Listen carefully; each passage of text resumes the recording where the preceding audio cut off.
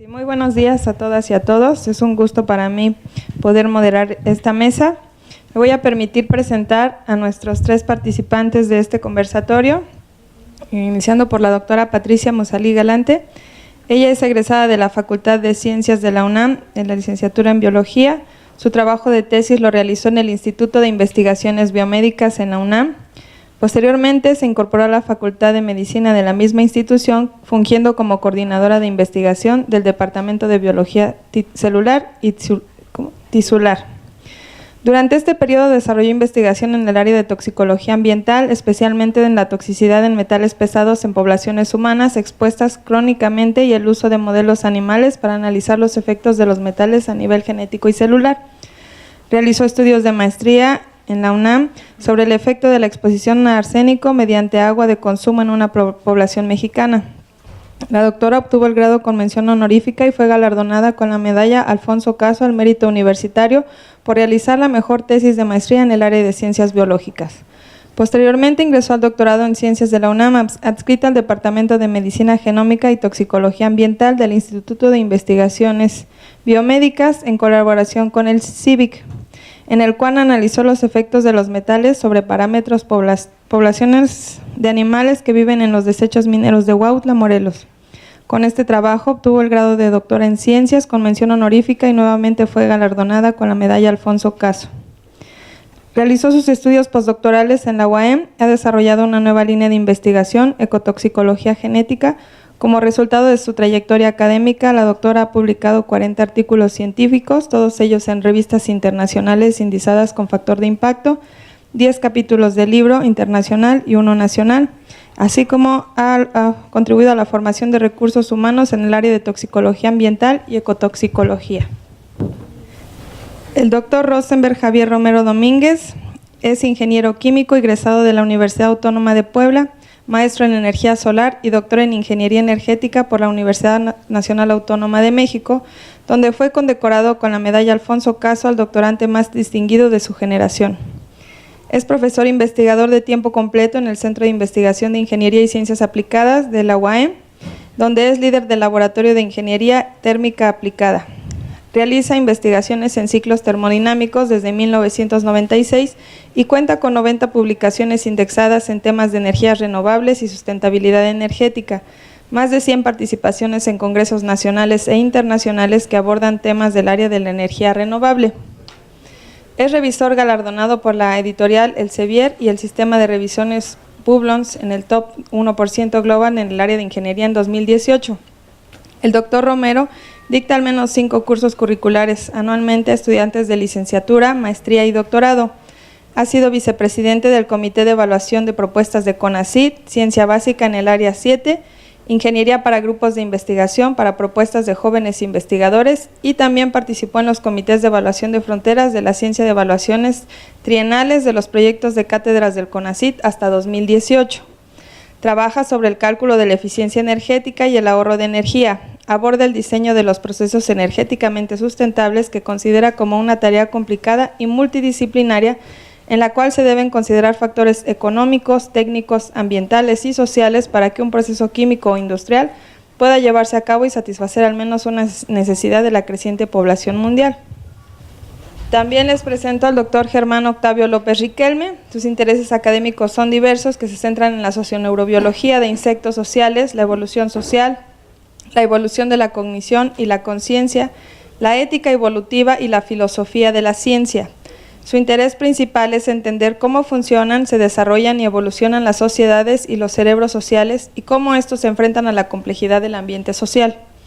Pionero del estudio de las bases neurobiológicas del comportamiento social en insectos sociales. En 2009 realizó una estancia postdoctoral en la Facultad de Medicina de la UNAM, en donde cofundó el Laboratorio de Socioneurobiología y en el que desarrolló una técnica de registro electroencefalográfico para analizar el procesamiento de información olfativa en el cerebro de las hormigas. En 2012 fue encargado de la protección, restauración, conservación, manejo y aprovechamiento sustentable de las áreas naturales protegidas del Estado de México. En 2013 realizó una estancia postdoctoral en el CINVESTAB IPN en un proyecto sobre el efecto de los campos electromagnéticos en el proceso carcinogénico, y sus usos terapéuticos. En 2015 fue investigador postdoctoral en el posgrado de Ciencias Cognitivas de la UAM, en donde realizó una investigación sobre evolución de la cognición social. Es cofundador del Centro de Investigación en Ciencias Cognitivas. Démosle la más cordial bienvenida, por favor, a nuestros invitados.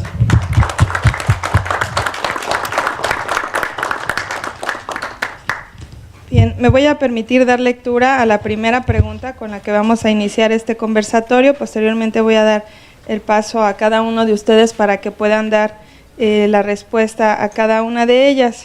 La primera pregunta va sobre la dimensión de formación, que es en una de las tres que se ha dividido este conversatorio: formación, investigación y vinculación. Entonces dice, desde una formación disciplinar predominante, ¿cómo sería posible introducir las miradas inter y transdisciplinar para ampliar la comprensión de los estudiantes en problemáticas actuales?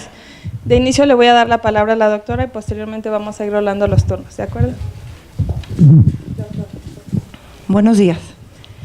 Bueno, para contestar esta pregunta, yo creo que les comento que muchos de los planes de estudio a nivel superior únicamente toman en cuenta a la multidisciplina como un conjunto de disciplinas que se proponen simultáneamente, pero sin evidenciar las relaciones que pueden existir entre ellas.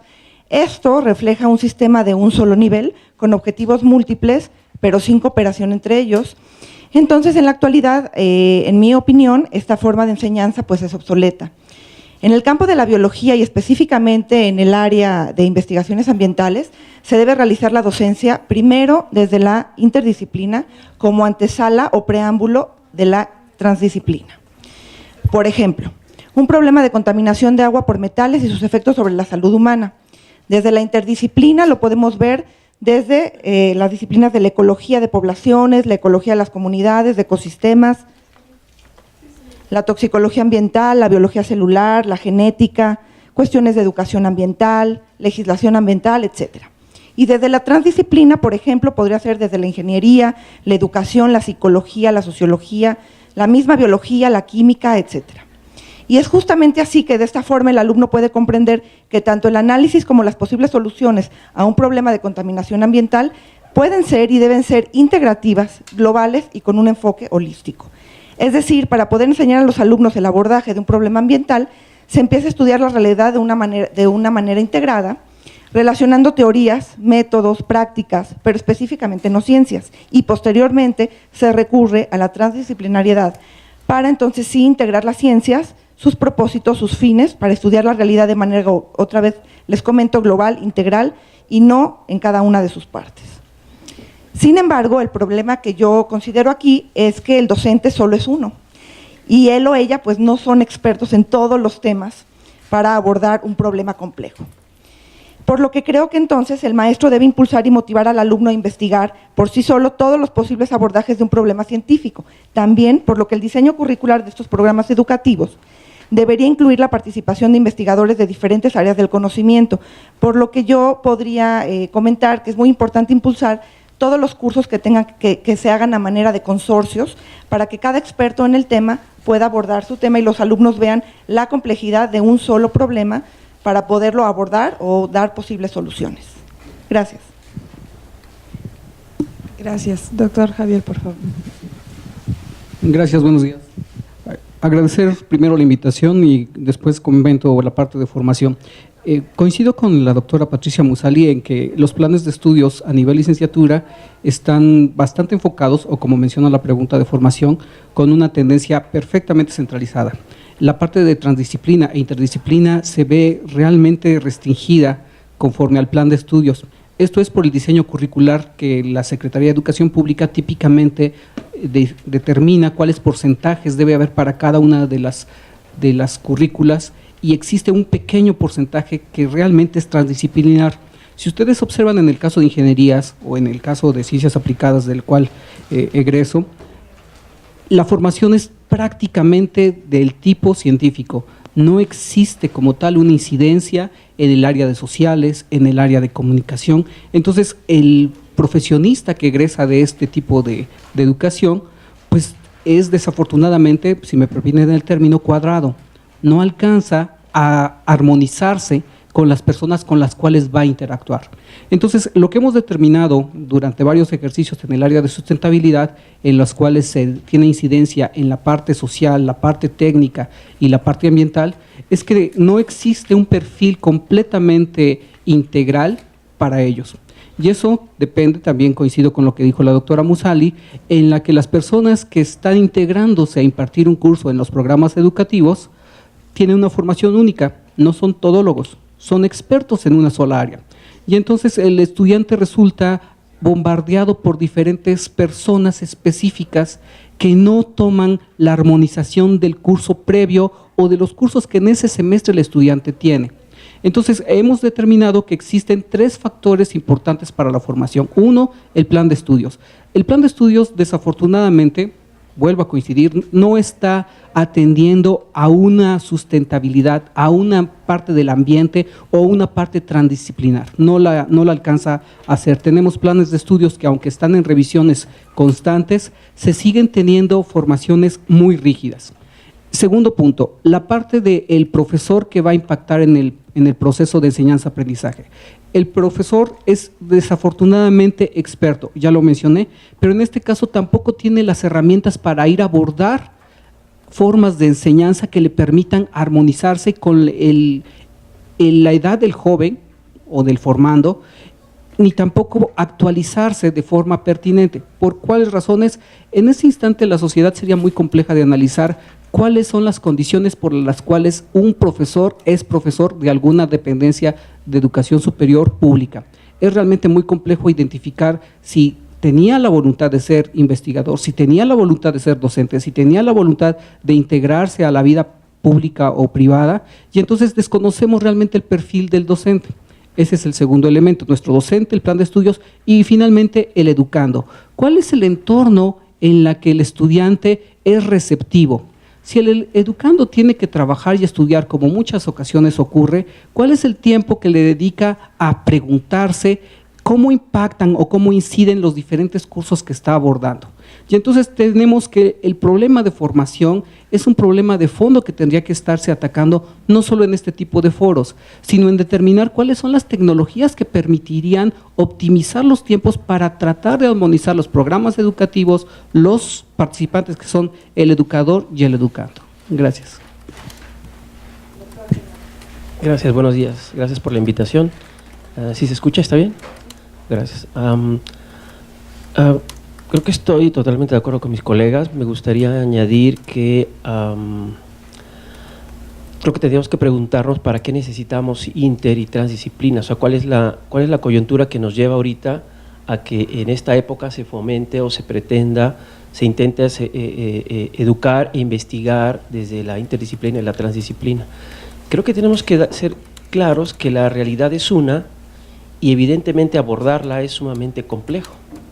Entonces nosotros tenemos que tener claros que hay niveles de realidad que mientras más complejos, más integrativos y más requieren de inter y transdisciplina en ese sentido. Aunque no necesariamente tenemos que considerar que todos los aspectos de la realidad que nos interesan requieren de inter y transdisciplina necesariamente.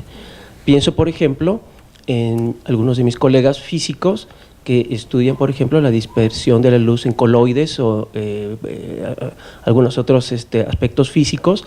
En ese sentido, para estudiar ese fenómeno particular, ese nivel de la realidad, que es muy específico, la inter y la transdisciplina son poco necesarios. ¿Sí? No sé si me explico, pero si uno pretende explicar un fenómeno como la economía, uno tiene un nivel de realidad mucho más complejo en el que intervienen un montón de factores, elementos y que deben de ser considerados para entenderlos cabalmente. Entonces creo que la interdisciplina y la transdisciplina son necesarios, pero siempre y cuando uno considere qué nivel de realidad está analizando y de qué manera puede impactar la inter y transdisciplina. Desde mi punto de vista, en mi formación, yo me formé como biólogo disciplinar y creo que la biología, hasta cierto punto, por su naturaleza comparada, es necesariamente interdisciplinar y hasta cierto punto también transdisciplinar, ¿no? En realidad creo que la transdisciplina es una muy buena forma de interdisciplina, no tiene una definición demarcada de la interdisciplina. Entonces creo que la biología en ese sentido tiene ese carácter, es por naturaleza interdisciplinar. Entonces creo que la formación, como educamos a los estudiantes en términos disciplinares, tiene que ver justamente con lo que comentan mis colegas, algunos factores sociales, una forma de organización de las universidades, algunos criterios de los sistemas del Estado de educación, pero creo que hay un factor fundamental que me parece relevante, y lo digo desde mi punto de vista como biólogo evolutivo, y desde esa perspectiva me parece que las disciplinas, lo he dicho muchas veces a mis estudiantes, las disciplinas se parecen a territorios geopolíticos, se parece mucho a la geopolítica. Cada disciplina tiene mitos fundacionales y padres fundadores, y lo que se enseña es un tipo de tabúes territoriales que uno debe defender de la intromisión de otros colegas. Y creo que eso es clave porque así funciona el cerebro humano, somos tribales y somos territoriales en ese sentido. Entonces defendemos, igualito que defendemos un territorio, un grupo, defendemos nuestra disciplina. Y creo que eso es clave de cómo estamos enseñando las disciplinas, con esos estandartes y protegiendo mitos cosmogónicos y fundacionales de las disciplinas que impiden hasta cierto punto que la gente tenga esa accesibilidad para moverse hacia otros lados o recibir elementos de otras disciplinas. Entonces creo que eso sería clave, claro, además de lo que dicen mis colegas, pero en la forma en que enseñamos este tipo de libros o textos canónicos, sagrados, que deben de ser protegidos, y creo que si cambiamos un poquito eso, entendemos un poquito nuestra naturaleza y lo cambiamos, podríamos ayudar a formar investigadores que sean un poco más flexibles en su quehacer. Desde mi punto de vista, mi propia experiencia, yo siempre he sido un investigador, me considero hereje e itinerante, siempre he estado cómodo trabajando en mi disciplina, pero también con colegas de otras disciplinas, como mencionabas ahorita en mi semblanza. He trabajado con filósofos, con físicos, matemáticos, y me siento muy cómodo. Pero justamente porque en algún punto me sentí capaz de liberarme de estas ataduras de defender una disciplina en contra de otros territorios académicos y caminar cómodamente en otras áreas. Entonces creo que en ese sentido, en la formación, uno podría modificar esos aspectos para mejorar la flexibilidad de los estudiantes y futuros investigadores. ¿Quiere alguno de ustedes replicar? Porque se me ocurre ahora una pregunta, un atrevimiento. Estamos hablando mucho de la formación para investigadores. Les quisiera preguntar entonces qué pasa en el caso de la formación de antes, de la formación básica, de la formación media superior y de la formación superior, cuando todavía no están encaminados hacia la investigación como en un posgrado ahí. ¿Cómo ustedes lo perciben?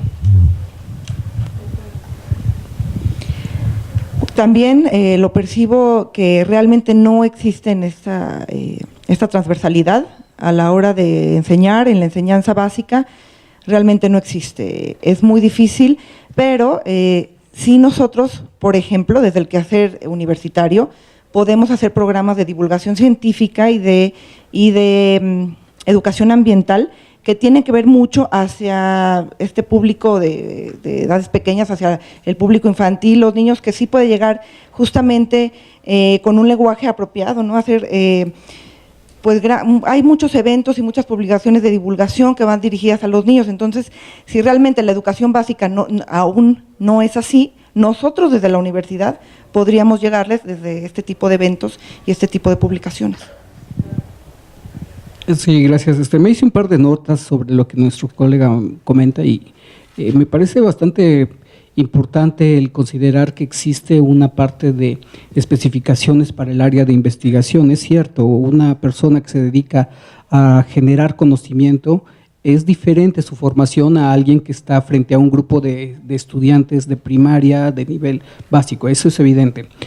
No podría yo realmente discriminar cuál de estos dos elementos es más importante a la sociedad. Me parece que cada uno tiene su ámbito y evidentemente ambos existen en diferentes proporciones. Esta parte que menciona nuestro colega Germán Octavio, es cierto en que existen territorios, existen fronteras en las que pareciera que la biología no puede avanzar más sin un andamiaje de química, en la que pues evidentemente tenemos un poco más de profundidad para poder entender fenómenos que son mucho más específicos que un conglomerado celular. Evidentemente hay alguna serie de elementos, como en el caso de los iones, en las que están aún en una profundidad mayor. ¿Cómo hacemos para que el nivel medio superior y el nivel superior, que es el caso de la formación que estamos analizando, pudiesen llegar a tener esta coincidencia?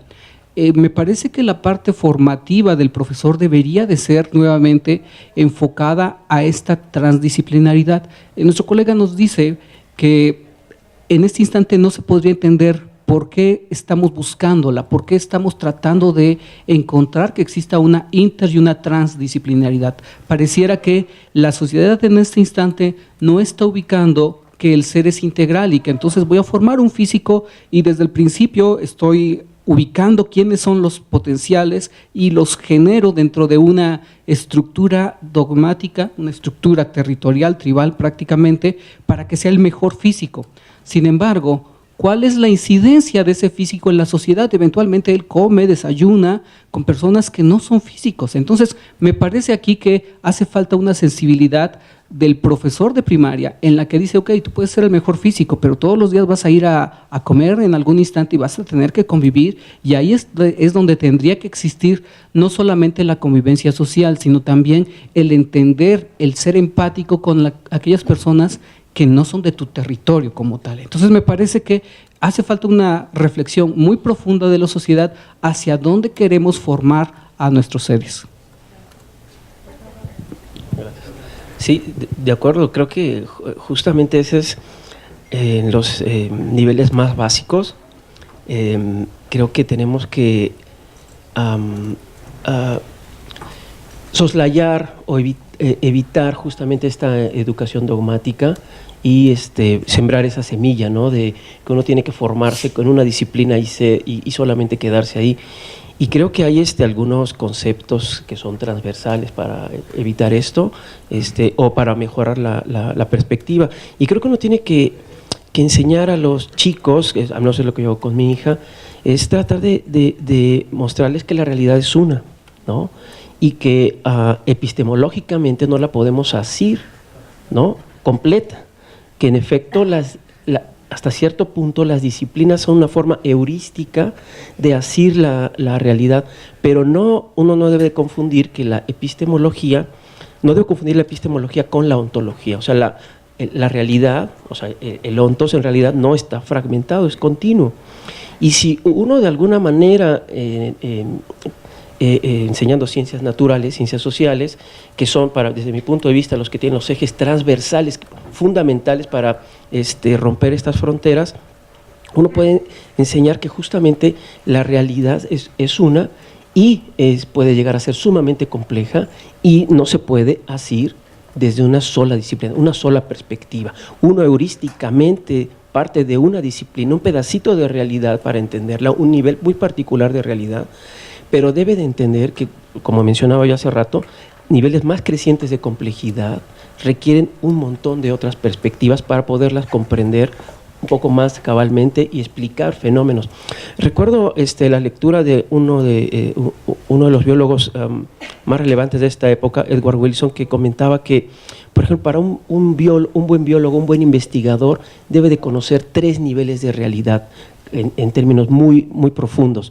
El primer nivel sería en el que se desempeña, en el que genera su propia actividad de investigador. Pero como requiere explicar ese nivel, necesitas entender cabalmente el nivel inferior explicativo, en el que se explica el fenómeno que estudia.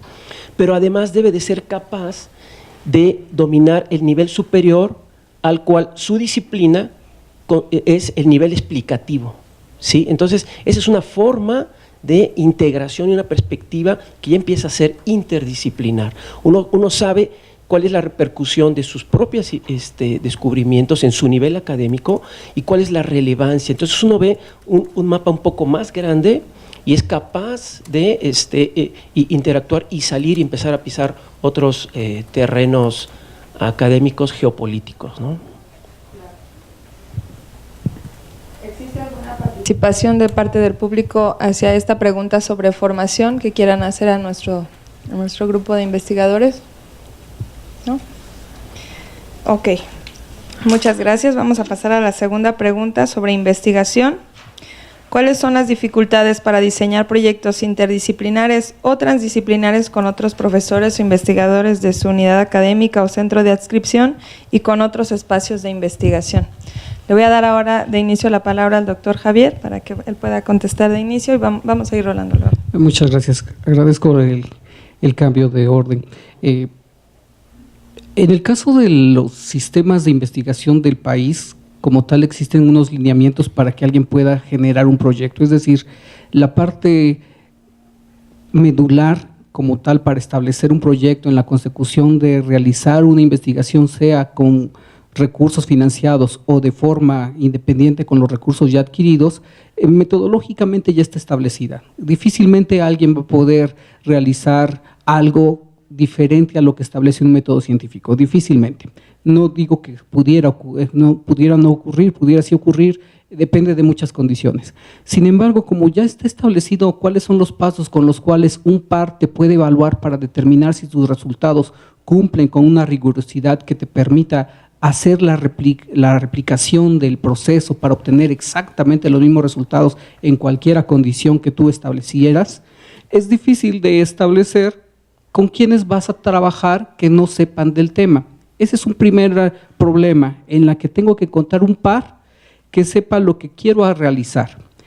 Ese es un primer problema que eventualmente limita la transversalidad. Si tengo que encontrar a alguien que sepa del tema que yo voy a abordar y que es específico, entonces estoy ya limitando la participación para poder generar algún crecimiento de saberes en la cual exista más de una disciplina.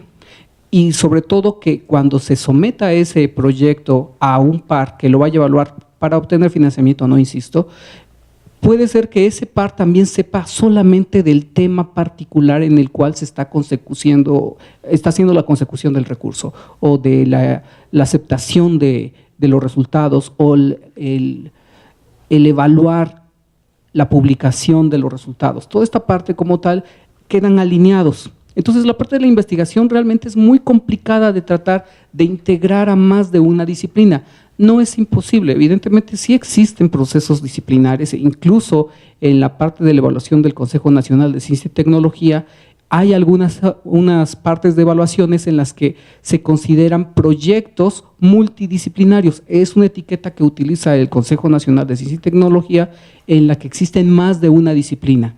Y entonces ahí es donde empieza a haber una serie de debates con respecto a los expertos sobre qué es lo que está dominando al proceso de investigación, cuál es la línea de generación del conocimiento que va a tener el mayor peso, aunque las otras sean incidentales, y esas otras pueden ser eventualmente sociales. Voy a poner un ejemplo claro que utilizaba el doctor Favila, que antes estaba coordinando a la parte de ciencia básica. Él mencionaba que los estudios de Alzheimer como tal no eran únicamente una investigación en un campo de neuronas, sino tenía también incidencia en cómo este paciente se interrelacionaba con las personas con las que convivía diariamente. Entonces se necesitaban parámetros para poder evaluar no solamente el fenómeno que estaba ocurriendo en la química del cerebro, sino también determinar cómo esos procesos químicos tenían interacciones con algunos otros elementos. Entonces, ese es un ejemplo bastante específico para tratar de identificar cómo es que se discriminaba a que un proyecto era multidisciplinar o era exclusivamente del área de la salud o del área de la sociología. Entonces, la parte de la investigación es realmente compleja de articular en el área de transversalidad, multidisciplinaridad. En la parte de interdisciplinaridad no tanto, porque tendrás que eventualmente tener pares con los cuales realizas la investigación. ¿Qué es lo que analizamos después de esto con varios colegas, en este caso de el Consejo Nacional de Ciencia y Tecnología para el área de proyectos, la parte de incidencia social ya está incluida ahora en las nuevas preguntas de evaluaciones de proyectos. Ahora ya todos los proyectos deben de tener una incidencia social. No ocurre solo en este sexenio, ya en el sexenio anterior se estaba trabajando para que venga una pregunta explícita que los investigadores tienen que determinar no solo cuántos estudiantes participan en el proyecto, con cuántos colegas te reúnes, cuántos congresos realizas, no. ¿Cuál es el público que se va a ver beneficiado por la investigación y los resultados que salgan de ella? Y en ese instante ya se tiene una nueva dimensión en la que se está forzando a que el investigador realice un ejercicio más profundo de reflexión hacia dónde sus resultados son pertinentes. Y entonces también viene un problema de la comunidad científica que nos dedicamos a ciencia básica. Cuando de repente estoy estudiando el fenómeno de óptica no lineal o la parte de solitones, resulta que el que yo estudie un proceso en el cual no existe aún una aplicación porque estoy estudiando la parte de frontera del conocimiento, pues no voy a tener incidencia social en este instante. Y entonces tenemos un problema de diferentes ópticas de evaluación. Este proyecto es realmente interesante, está en la frontera del conocimiento, las personas de Grenoble están interesadas en realizarlo con los colegas mexicanos, pero carece de la parte social. Ok, entonces, ¿cómo discriminamos nuevamente entre pares? ¿Cuál de los proyectos debería de estar incidiendo? ¿El de Alzheimer o el de óptica no lineal? Tenemos nuevamente problemas de tener expertos, no todólogos, sino personas que identifiquen claramente cuál es el peso que cada una de las investigaciones puede tener. Gracias. Eso me recuerda un poco a la especialización médica, por ejemplo, ¿no? Cuando uno tiene un problema, va a un médico especialista y no importa que a uno le duele el pie, si es gastroenterólogo, el problema tiene que ser gástrico, ¿no? O entérico, eso es raro. Y lo que uno mejor necesita es un médico internista, por ejemplo, que es el que integra toda la información y ve el sistema completo. Entonces eso me parece como interesante. Recordando ahorita lo que mencionaba el doctor sobre Alzheimer y estas enfermedades neurodegenerativas, justamente no es un problema neuronal, aunque un neurobiólogo celular estaría totalmente enfocado en determinar los mecanismos de muerte celular. Pues un toxicólogo buscaría elementos en el ambiente que podrían estar desencadenando este tipo de procesos, ¿no? Entonces, justamente, yo creo que plantear un problema en términos del objeto, en términos de la realidad, un tema particular, un problema, eso nos elimina la tendencia de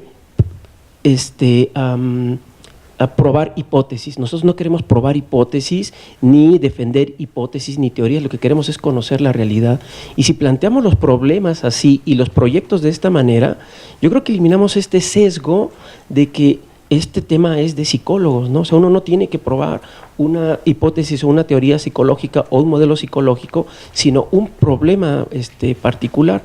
Y justamente dependiendo de en qué nivel de la realidad y qué aspectos de la complejidad pueden estar involucrados, entonces uno considera una serie de colegas de diferentes disciplinas para asir el problema. Y creo que ahí estaría como el meollo de la interdisciplina. O sea, claro, que lo que comentaba el doctor en aspectos administrativos es un aspecto fundamental, pero estoy hablando, lo que trato de decir yo es justamente en cómo funcionamos cognitivamente en términos de la relación con nuestros colegas. Si nosotros queremos probar hipótesis e ideas de nuestros textos canónicos, nunca vamos a poder trabajar con otros colegas, porque entramos a estar cerrados, no solo en términos de ideas, sino incluso en términos de lenguaje, ¿no? Nunca vamos a poder tener una comunicación que nos permita encontrar la solución o la explicación a un fenómeno. Gracias. Yo coincido totalmente con lo que dicen mis colegas y creo que en la parte de investigación la interdisciplina y la transdisciplina han surgido como un cambio en los estudios científicos, los cuales integran áreas o disciplinas para estudiar de manera conjunta y con mucho más profundidad y amplitud la realidad. En este sentido, definitivamente, yo no podría concebir el quehacer científico desde un solo punto de vista. Los proyectos de investigación y las relaciones de colaboración entre pares académicos deben ser abordados desde la transdisciplina con un enfoque integrativo, ya que los problemas de ciencia no se deben desarrollar de manera individual ni aislada, sino obviamente en integración con las demás. Los investigadores debemos de entender que no somos todólogos y que al establecer relaciones de cooperación y de colaboración académica, los proyectos científicos se consolidan y dan mucho mejores resultados. Además, que durante este proceso de desarrollo pueden surgir nuevas ideas y propuestas para llevar a cabo el proyecto que desde un solo punto de vista pues realmente sería imposible. Es por ello también que al realizar proyectos de investigación con pares académicos y al tratar de formar redes de colaboración con investigadores de diferentes disciplinas, se debe entender que el aporte es igual de importante de cualquiera de sus partes. Se debe promover el enfoque integrativo desde la visión de cada una de ellas, pretendiendo la unidad de las fuerzas y la apertura de las mentes. Esto es fundamental, ya que si algún miembro de este grupo pudiera pensar que su disciplina es más importante que la otra, pues es justamente aquí donde se rompen este tipo de relaciones y donde entonces ya no se puede establecer una colaboración académica. En este sentido, creo que todos nos hemos enfrentado a este tipo de problemas y desde mi punto de vista, y bueno, ahora lo vamos a abordar cuando demos los ejemplos, ¿no? Desde la perspectiva de cada uno de lo que hacemos, realmente, como les comento, yo no podría hacer ciencia sin la interdisciplina. No lo veo, no lo vislumbro. De hecho, yo les quisiera comentar una experiencia personal. Cuando yo entré al doctorado en la UNAM, el doctorado en Ciencias Biológicas, había dos líneas terminales, o la biología experimental o la biología evolutiva. Entonces me decían, bueno, ¿en tu proyecto en cuál de las dos? Bueno, si es ecotoxicología o toxicología evolutiva, no, pues tiene de las dos. No, te tenemos que poner en un grupo o en otro grupo. Y entonces ahí empezó el problema. No, bueno, pues biología experimental, pero el comité tutoral va a tener a un genetista, un toxicólogo, una persona que hace evolución, un ecólogo y un genetista de poblaciones. ¿Y sí? ¿Se podrá? ¿Podrás llevar a cabo tu proyecto así? Le digo, bueno, pues la ecotoxicología así lo pide y es necesario. En ecotoxicología así lo vamos a hacer. Y justamente, bueno, pues surge, ¿no?, este tipo de proyectos y surgen así las nuevas líneas de investigación como la ecotoxicología genética. Gracias. Sí, justo quisiera preguntar si ya en casos específicos, justo como este ejemplo, ha habido alguna dificultad con algún otro investigador, comprendiendo que si bien se tiene reconocida la importancia de la inter y la transdisciplinariedad ya de manera institucional, de manera en las evaluaciones, también para las publicaciones. En ese sentido, ¿se ha logrado, ustedes consideran que en el área en la que ustedes se desenvuelven en la universidad, ha logrado generar estos grupos de investigación inter y transdisciplinar? Contestando la pregunta, la respuesta corta es sí. Sí existe como tal un éxito de la universidad, en particular la de Morelos tiene una gran diversidad de investigadores, eso permite que generen cuerpos académicos transversales. De hecho, existen cuerpos académicos con integrantes de más de una unidad académica. Eso, unidades académicas para los colegas que nos están escuchando son las diferentes partes en las que la universidad tiene sus planes de estudios. En el caso del Centro de Investigación de Ingeniería y Ciencias Aplicadas, de donde estoy realizando mi investigación, hemos tenido que realizar actividades no solamente al interior de la universidad, a pesar de la gran oportunidad que tenemos de trabajar con colegas de Facultad de Ciencias Químicas, de Biología, del CEIP, que es de Biotecnología. También hemos tenido oportunidad de trabajar con la gente del Colegio de Chihuahua, por ejemplo, que son expertos en la parte de incidencia social. El Colegio de Chihuahua, como tal, identifica, así como lo mencionaba nuestro colega, el doctor Octavio, un problema. Dice, hay una serie de familias que carecen del agua como tal, no tienen agua. Identifican una zona en la cual el agua como tal tiene niveles de boro y de arsénico que la hacen letal. Entonces, si alguna comunidad intenta tomar esa agua, pues su salud se va a ir deteriorando lenta y progresivamente hasta que fallecen, y entonces tienen problemas solamente para poder acceder al líquido. Entonces, hay una serie de expertos que determinan diferentes tipos de aspectos desde el área de ingeniería, el traslado del agua a partir de fuentes no contaminadas, diferentes perfiles de cuencas, diferentes medios de transferencias de membranas iónicas, membranas porosas. Hay gente que se dedica a analizar cuáles son las características de la salud de la población aledaña. Y entonces resulta que el proyecto que se va conglomerando va teniendo expertos de diferentes áreas para poder darle solución no a una familia como tal o a una pequeña comunidad, sino que una vez que se aprende todo el proceso, resulta que se puede replicar en algunas otras comunidades en las que, aunque no se cuente con boro y arsénico, sino otro tipo de elementos, pues la metodología queda establecida.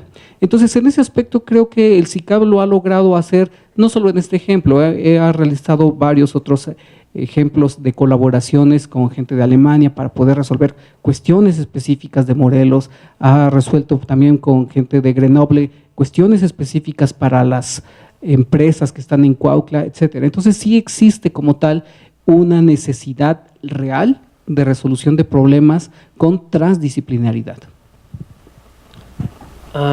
Justo, creo, antes de comentar una experiencia personal, me gustaría decir que creo que este es un momento clave, que no es nada más no es un asunto local el que la interdisciplina sea necesaria, urgente. O sea, es decir, no estamos empujando a la interdisciplina y transdisciplina. En realidad nos está demandando la comprensión de los fenómenos, que seamos interdisciplinares. Voy a poner un par de ejemplos. Durante mucho tiempo la investigación en cáncer se enfocó en encontrar venenos que mataran al cáncer y no a la persona, más o menos como a prueba y error. Fue gran parte de la investigación en el cáncer durante mucho tiempo. La historia de la investigación en el cáncer está fundamentada en eso. Un montón de venenos, ¿no? ¿Cuál es el veneno más agresivo para acabar el cáncer de una vez, pero que no mate a la persona? Pero muy poco, y se dedicaba mucho dinero para esto, pero muy poco dinero para entender en realidad el fenómeno del cáncer.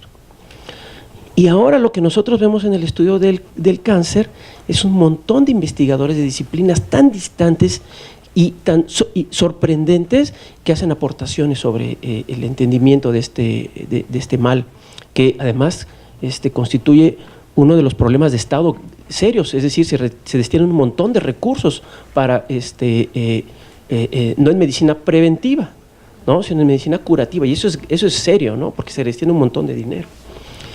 Pero ahora sabemos que hay un montón de físicos estudiando sistemas complejos y fenómenos relacionados de autoorganización en los tumores. Pero no solo eso, también tenemos biólogos evolutivos entendiendo la naturaleza más íntima del fenómeno cancerígeno, y tenemos ecólogos de la conducta estudiando, por ejemplo, teorías que uno no tendría ni siquiera, nunca hubiera sospechado que se pudieran aplicar al fenómeno del cáncer. Un ejemplo particular es, en ecología de la conducta se conoce una teoría de cómo los animales forrajean, se conoce como teoría del forrajeo óptimo, cómo los animales obtienen recursos, y ahora se aplica justamente esta teoría para entender el fenómeno del cáncer y cuáles podrían ser sus implicaciones terapéuticas. Entonces, uno no puede saber en dónde va a estar una explicación o un conocimiento o una teoría o una hipótesis que puede ser útil en otro campo.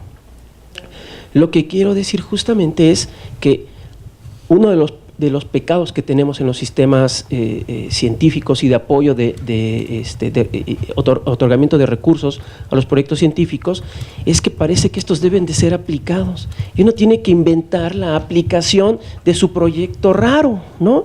Y no tendría que ser así. La investigación básica es fundamental. Uno nunca sabe cuándo una investigación básica que totalmente no tiene ninguna aplicación en este momento pueda tener una aplicación incluso mañana, ni siquiera en un año, mañana. Entonces no podemos caer en este tipo de perversión. Me parece a mí que es grave.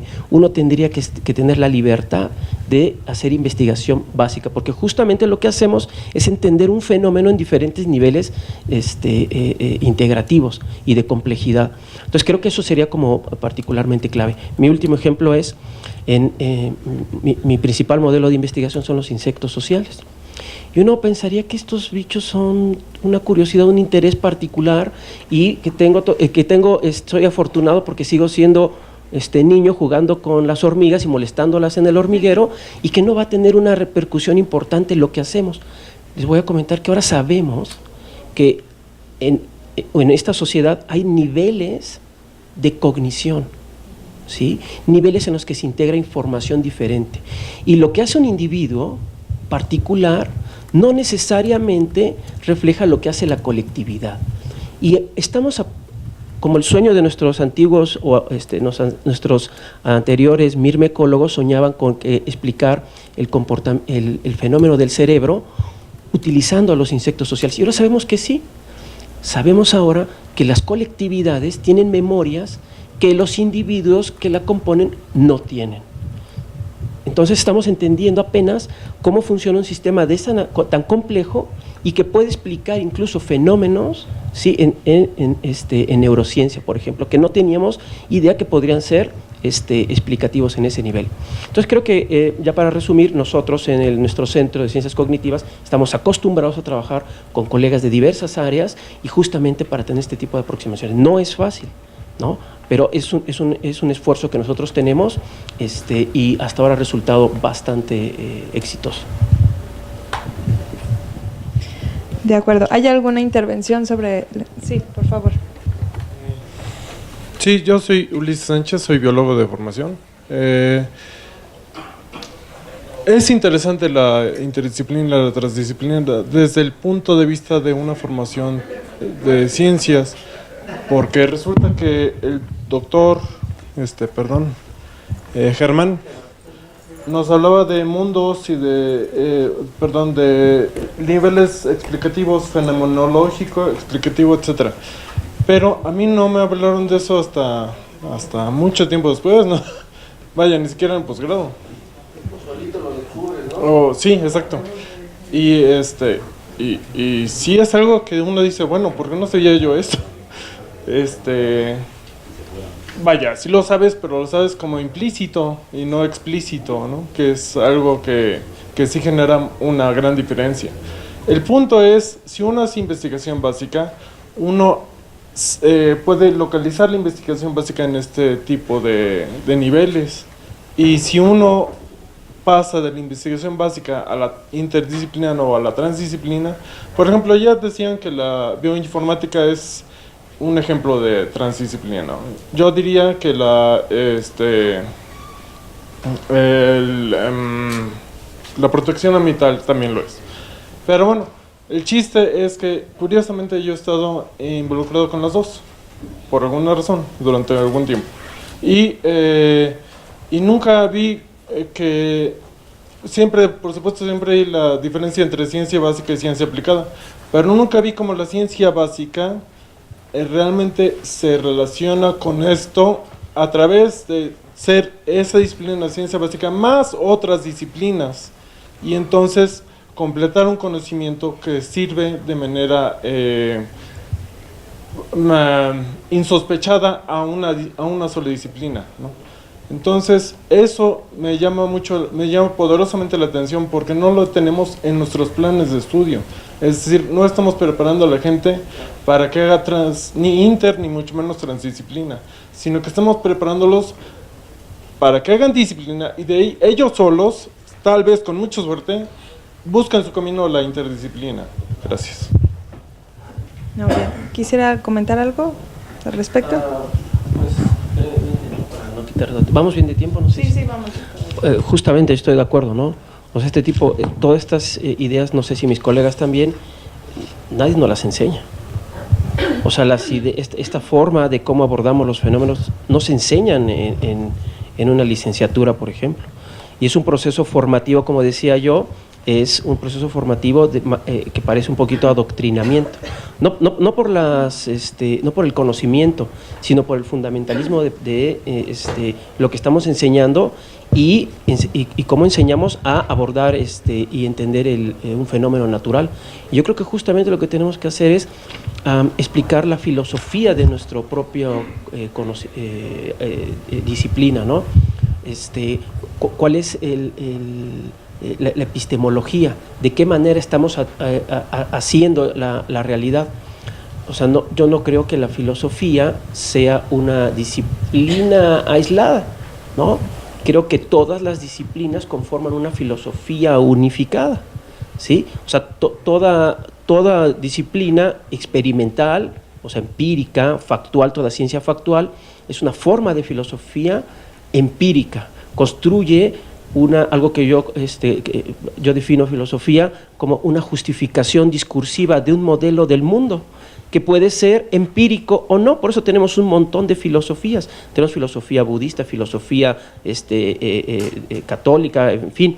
Pero la filosofía científica, que es empírica, necesita de esta justificación discursiva, ¿sí?, una comprobación empírica. La forma fundamental de funcionar de la ciencia es la contrastación de enunciados, de ideas. Y creo que eso es clave, porque la ciencia no es un asunto sobre un pedacito de realidad, sino justamente entender el mundo. Y creo que tienes toda la razón. Nuestros programas de estudio disciplinares de licenciatura deben de plantear este tipo de problemáticas, ¿no?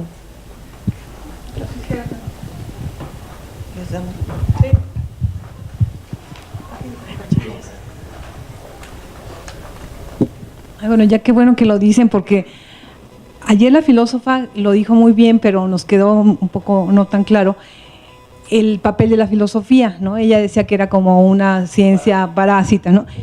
Claro, lo decía con esta ironía, pero yo creo que ahí está la clave.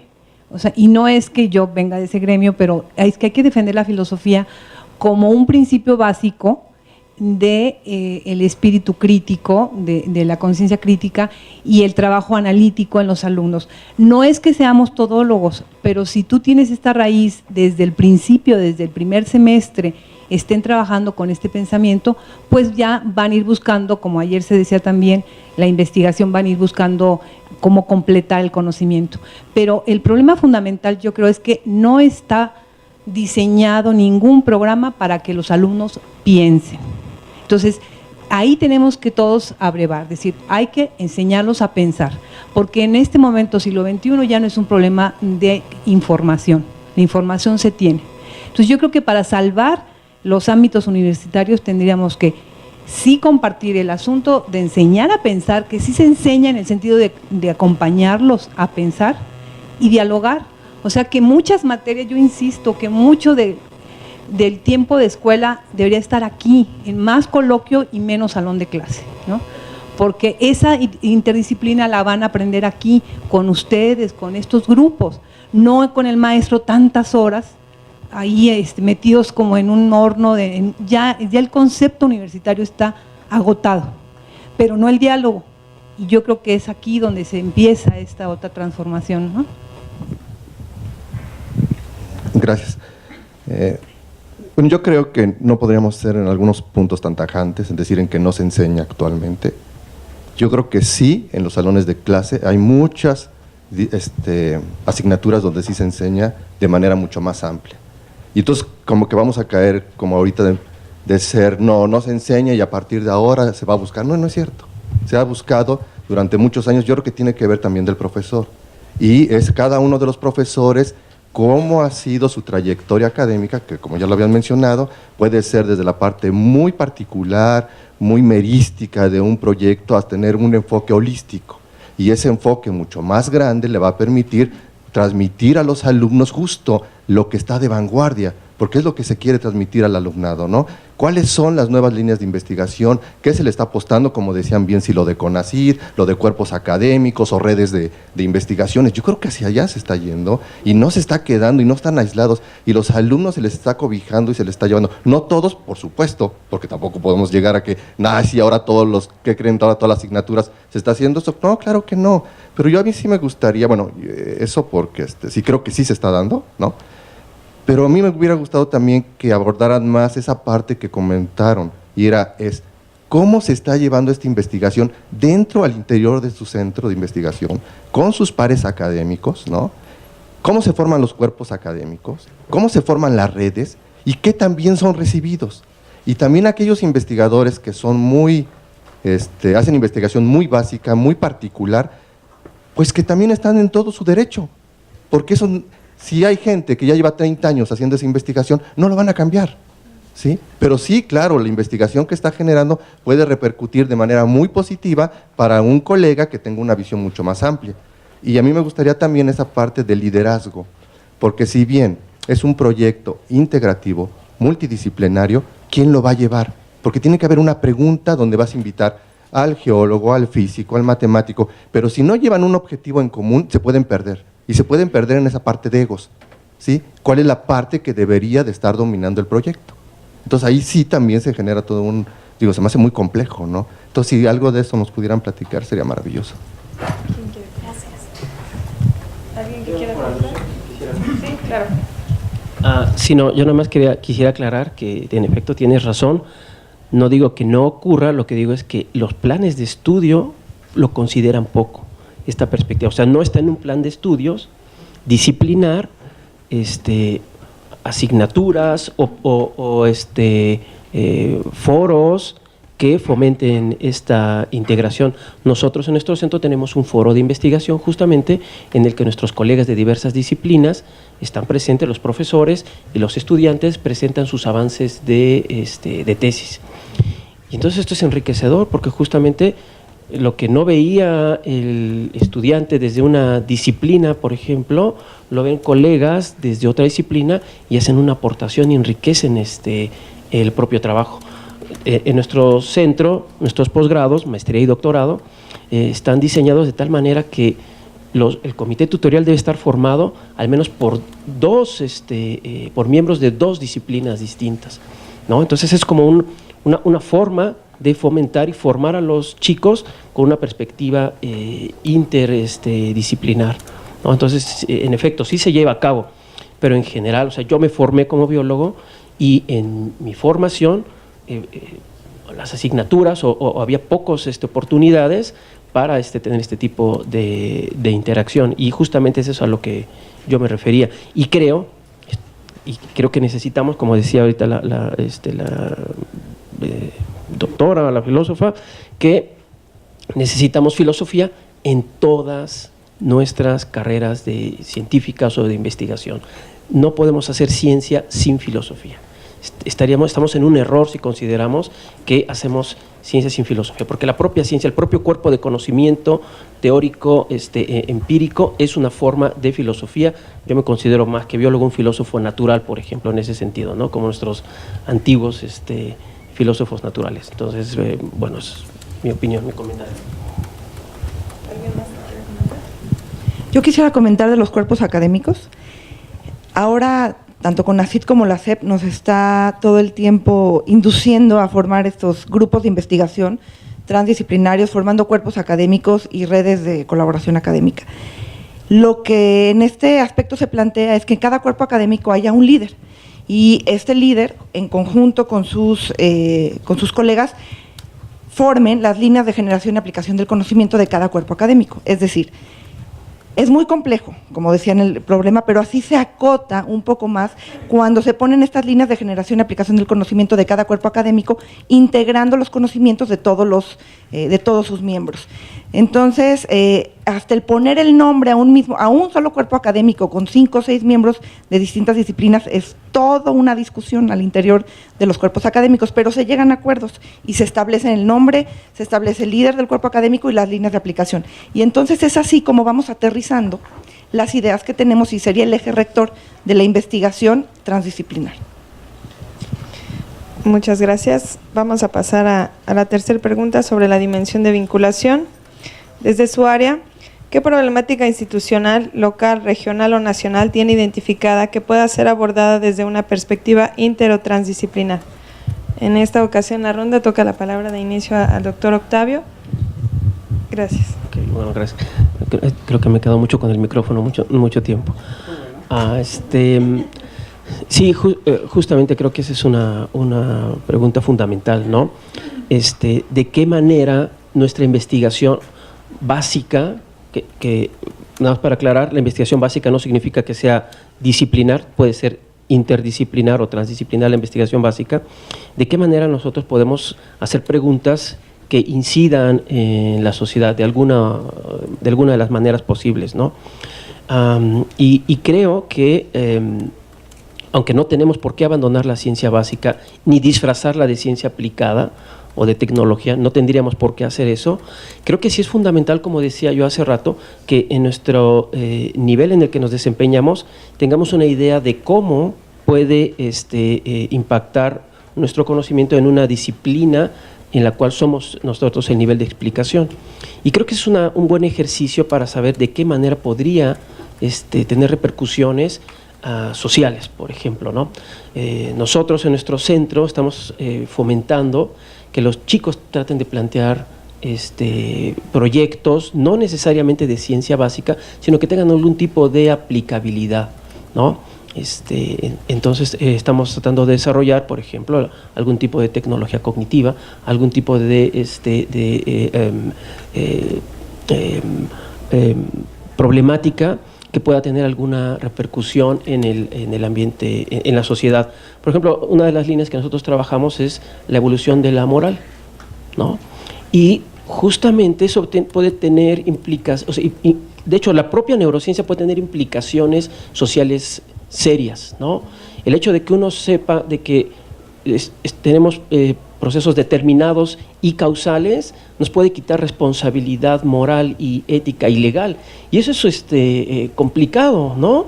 Entonces justamente uno tiene que saber de qué manera nuestra investigación puede tener consecuencias en la sociedad, y si uno puede justificar la conducta delictiva de los individuos en términos tanto de genes como de neuronas, entonces eliminamos el principio fundamental del derecho, que es que todos somos iguales y que todos somos responsables de nuestros actos y libres para actuar. Y si no somos libres en términos de porque conocemos que nuestros genes impactan en nuestra conducta o nuestro cerebro es la causa de nuestra conducta, entonces dejamos ese tipo de libertad. Entonces, planteo este tipo de problemas, ya estamos estableciendo preguntas de vinculación, preguntas que tienen que ver con la sociedad y que pueden tener un impacto serio, ¿no? Y justamente abordando este tipo de temáticas y, por ejemplo, estableciendo relación con los colegas de derecho, uno puede saber cuáles podrían ser las implicaciones legales, ¿no? O sea, si uno hace jurisprudencia sobre esto, tenemos un problema muy, muy serio, ¿no? En términos legales. Entonces, creo que es fundamental que nosotros sepamos, incluso desde el punto de vista teórico, no aplicado como una tecnología, no para desarrollar una tecnología, de qué manera podemos tener impacto en la sociedad. Sí, en este sentido yo tengo, me parece que un ejemplo que cae perfecto en esta parte de vinculación. Les voy a platicar un poquito lo que hacemos en el Centro de Investigación en Biotecnología en conjunto con el Centro de Investigación en Biodiversidad y Conservación de aquí de la universidad. El laboratorio que está bajo mi responsabilidad, que es el de Investigaciones Ambientales, aproximadamente desde hace 15 años hemos tratado de investigar qué sucede en la zona minera abandonada de aquí del estado, en Huautla, Morelos, al sur del estado, en Tlalquiltenango. Resulta que es una zona minera abandonada, donde desde el 90 se abandona esta actividad, ya que cae el precio de la plata, pues ya no era negocio, se cierra la mina como si fuera una tienda y bajo la cortina, y se dejan los desechos mineros, que nosotros los conocemos como jales, a la intemperie, sin ningún cuidado ambiental y abandonados por completo. Este escenario nos invita a pensar si habrá o no hay alguna afectación ambiental. Entonces, bueno, desde mi perspectiva única como formación, yo comenzaba a pensar, sí, vamos a medir si hay algún metal en el agua, en el aire, en el suelo, y vemos el daño celular. Y comenzando a hacer esta investigación, vemos que efectivamente hay 780,000 toneladas de estos residuos mineros ricos en metales pesados. Los metales pesados son de los elementos más tóxicos que podemos conocer, que conoce el hombre, y que además están relacionados con una serie de enfermedades importantes como cáncer y enfermedades neurodegenerativas. Entonces, empezamos a hacer estudios iniciales, empezamos a medir metales y hacemos la medición de los metales en el agua, porque resulta que hay un cuerpo de agua al interior de una mina abandonada de manera natural, surge un cuerpo de agua y la población se abastece de ese cuerpo de agua como agua de bebida. Entonces, bueno, medimos metales en agua, nos damos cuenta que hay arsénico en agua, arriba de las normas nacionales e internacionales, y entonces decimos, bueno, probablemente la población humana esté impactada. Y como en ese momento yo trabajaba en la universidad, en la Facultad de Medicina, en la UNAM, pues era hacia la salud humana, y nada más veía desde esa perspectiva. Entonces, medimos metales en sangre, hay arsénico en sangre, también medimos daño genético, vemos aberraciones cromosómicas, una serie de distintos daños genéticos que están relacionados sobre todo con cáncer. Y bueno, como yo trabajo muchos años sobre cáncer, entonces después de muchos años hacemos el primer reporte en el estado de una población expuesta a arsénico mediante agua de bebida y arsénico en sangre, que es el primer reporte de una población en riesgo a padecer sobre todo leucemias y linfomas y cáncer de piel por esta exposición crónica. Yo dije, bueno, muy bien, se termina la investigación, cumplimos. Ustedes saben que cuando se termina, entre comillas, con una pregunta científica, se abren otras 10 o 20, y entonces empezamos a ver, pero ¿y el ambiente? ¿Y las cadenas tróficas? ¿Y los animales? ¿Y las plantas? ¿Qué sucede? Está impactado todo. Justamente entonces decidimos implementar toda esta parte de ecotoxicología, donde vemos que, de acuerdo, las cadenas tróficas pueden estar impactadas porque las plantas que están en los jales, obviamente son los productores primarios, son los primeros donde hay una transferencia de metales, ¿no?, desde su origen, los herbívoros, los depredadores, pero al final llegan al humano. Es otra vía de exposición, hay que estudiarla. Okay. Pero también tenemos a los animales que viven dentro de los desechos mineros y que a lo mejor esas poblaciones están en riesgo de extinción, hay menor abundancia, menor dominancia, menor pues número, por ejemplo, menor riqueza de especies, todo esto impacta al ecosistema. Entonces me preguntaban, ¿cómo es la salud ambiental? Pues para hablar de salud ambiental no puedo nada más ver al humano, tengo que ver las cadenas tróficas, la bioacumulación, la biomagnificación, pero también me decían, pero también hay microorganismos en el suelo que están tolerando estas cantidades enormes de metales y que también los podemos utilizar para remediar. Entonces biorremediación. Y entonces así fue una cadena de cosas donde, por eso les comentaba hace rato que yo no coincido el quehacer científico sin la transdisciplina.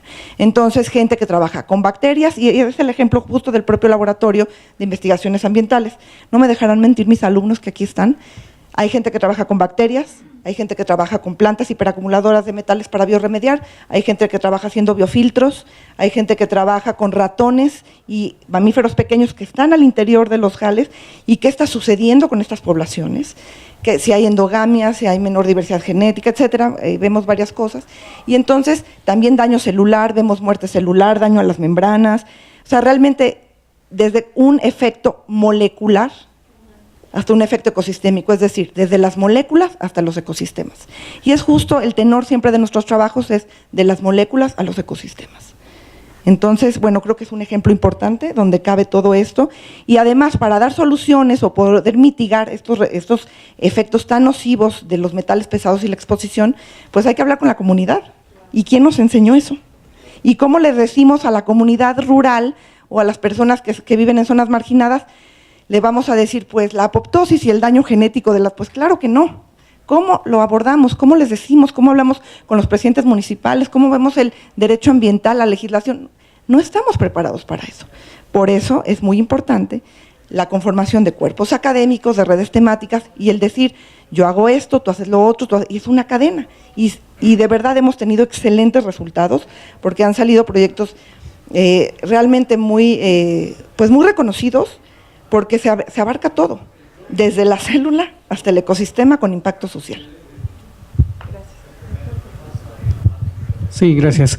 En el caso del Centro de Investigación en Ingeniería y Ciencias Aplicadas, donde realizo mis actividades, existen varios cuerpos académicos en la que se agrupan, como mencionó la doctora Patricia, por diferentes líneas de generación, es decir, quienes hacen cosas que podrían ser incidentes, y dado eso se genera un grupo en el cual se pueden resolver problemas.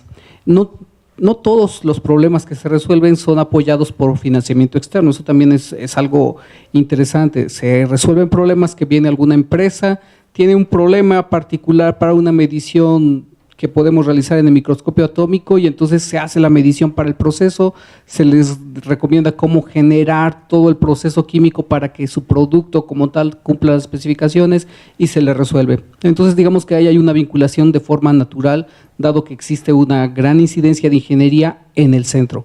Sin embargo, también tenemos a gente que se dedica, por ejemplo, a la parte de modelos cuánticos. Hay una persona que se dedica, el doctor Héctor Castro, que se dedica a la parte de óptica cuántica.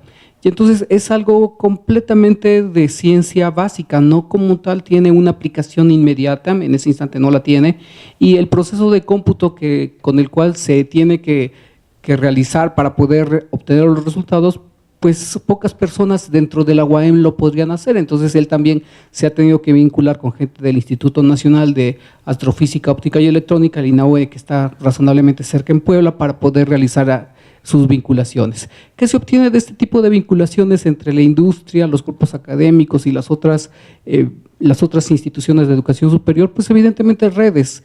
Han generado diferentes redes, algunas de ellas bastante exitosas y apoyadas por el CONACYT, como las redes temáticas. En el caso particular del CICAP está la Red de Sustentabilidad y Medio Ambiente y Sociedad, SUMAS, ese es el acrónimo de la red, en la cual, pues cuando surge la convocatoria del CONACYT, pues la pregunta expresa a la sociedad fue: ¿quieres participar en algo de sociedad, medio ambiente y sustentabilidad? Y de repente la red se vuelve internacional, gente de España viene a saber qué es lo que estamos haciendo en México con respecto a la sustentabilidad, viene gente del Reino Unido también a observar, viene gente que está estudiando el medio ambiente de Galápagos para saber si lo que estamos haciendo aquí como tal incide en su ecosistema y al final de cuentas resultó que había ya 17 países involucrados, estaban todos los estados de la República presentes para poder realizar este tipo de actividades de intercambios, y entonces el CICAP se vuelve casi una fiesta en la que las personas están discutiendo sus problemas y algunos de ellos abordan cómo resolvieron sus particulares enfoques similares y se tienen que ir adaptando, y entonces después de 3 años de este tipo de convivencia resulta que la red como tal ya puede continuar sola aún sin el financiamiento, es decir, ya se generan los lazos en los que se puede identificar quién realiza cuáles actividades y de forma natural surge este tipo de vinculación. Entonces aquí me parece que la parte de fortaleza es la difusión, no solamente la parte entre pares, válgase, sino también una parte de divulgación hacia el exterior. El que hayan lanzado la red temática, la pregunta de quién está interesado en medio ambiente, sociedad y sustentabilidad fue un quehacer, una actividad bastante exitosa y pues que podría resultar algo como lo que estamos haciendo en este conversatorio, en el que estamos conscientes de que existe una necesidad y que sabemos que debemos de resolverla, pero no hemos tenido la articulación para poder realizarla. Del año 1985 yo tomaba mi primer curso de filosofía en la preparatoria y pues era como una pregunta de ¿en serio tienes que llevar filosofía? Pues sí, es parte de la metodología de las ciencias, ahí es donde te la enseñaban en aquella época. Actualmente no sé si los chicos de las preparatorias aún cursen filosofía como una materia obligatoria o solo sea una optativa, o ya ni siquiera esté dentro de sus planes para poder abordarla. Entonces creo que la consecuencia de ese incipiente preguntar, de ese tener inquietud para poder contestarte con las bases que tú puedes seguir metodológicamente, generan algunos productos interesantes. Entonces, la parte de vinculación lo voy a retomar como en el caso del colega Octavio, en la que menciona que el individuo como tal tiene actividades que pueden ser diferentes a la colectividad, pero en la suma de todas ellas la solución regresa a la colectividad. Gracias. Bueno, quisiera un comentario también, ¿no? Me parece sorprendente que luego uno se da cuenta en este tipo de eventos u otros en los que hay colegas que hacen cosas que a uno le interesa. Pero, y es raro que nosotros, a pesar de eso, nos cuesta trabajo ir y buscar, no sé de qué manera podríamos saber la universidad, todos sus centros de investigación, sus institutos, sus laboratorios, enterarnos qué hacemos, ¿no? Y no sé por qué seguimos así y solo nos encontramos en eventos así y nos damos cuenta de que hacemos cosas que nos pueden interesar. Ahorita lo que platicaba la doctora y el doctor, yo inmediatamente hice conexiones con algunas cosas que nosotros hacemos y que podríamos beneficiarnos mutuamente. Pero o sea, a pesar de que se nos exige vinculación, generalmente nuestra vinculación tiende a ser hacia afuera y aquí adentro es como la obligada del cuerpo académico, pero ya con otros centros o laboratorios, parece que cuesta trabajo, ¿no? Yo apenas me estoy enterando cosas que hacen en el CIVIC, por ejemplo, y que son relevantes para nosotros. Tenemos una colaboración con ellos. Pero nos está costando trabajo esa vinculación interna, ¿no? Y justamente eso aumentaría nuestra productividad, nuestro impacto en la sociedad y mejoraría nuestro propio estatus como universidad en términos de por ejemplo, asuntos financieros, por ejemplo, ¿no? Y nuestra importancia como institución para el Estado y para el país. Entonces, la verdad no estoy seguro qué tipo de cosas tendríamos que hacer para saber qué hacemos en todos los laboratorios de la UAM, a menos que yo me dedique a estar buscando, ¿no? Pero de otra forma no estoy seguro cómo podríamos vincularnos aquí adentro, no solo afuera, ¿no? Sino aquí adentro. Entonces creo que eso es como, alguien tiene que ocurrírsele algo. Gracias, sí, justo. Pues esa ha sido parte de la intención de generar este tipo de eventos de conversatorios para brindar esos espacios, ¿no? de comunicación y también de generación de redes de trabajo entre investigadores. Ya nos mencionaron acerca de la vinculación interna y así como la vinculación con otras instituciones. Ayer en una de las mesas se hablaba acerca de cómo la sociedad percibe a los investigadores que trabajan aquí en la universidad y cómo es que se le brinda el apoyo a la institución con respecto a los proyectos que aquí se generan. ¿Ustedes tienen alguna experiencia con relación a ello, a la vinculación con la sociedad en particular en alguno de los proyectos que hayan realizado, que sea favorable o desfavorable, que puedan compartir? Sí, bueno, igual en el mismo ejemplo que di hace un momento, por ejemplo, nosotros tenemos vinculación con las comunidades que viven, por ejemplo, en este caso, en la zona protegida, que es la Reserva de la Biosfera Sierra de Huautla, y hemos tratado de, comunicarnos con ellos acerca de los problemas de contaminación ambiental, acerca de los problemas de los metales en el ambiente y los efectos que puede generar.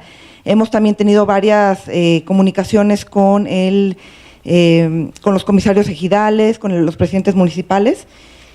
Y bueno, hemos intentado establecer, sobre todo, primero que el conocimiento, que sepan de qué se trata y qué está pasando, porque obviamente ya hay consecuencias sobre la salud, y cómo podríamos prevenir más allá de lo que estuviera pasando, cómo se podría eliminar esta fuente de contaminación.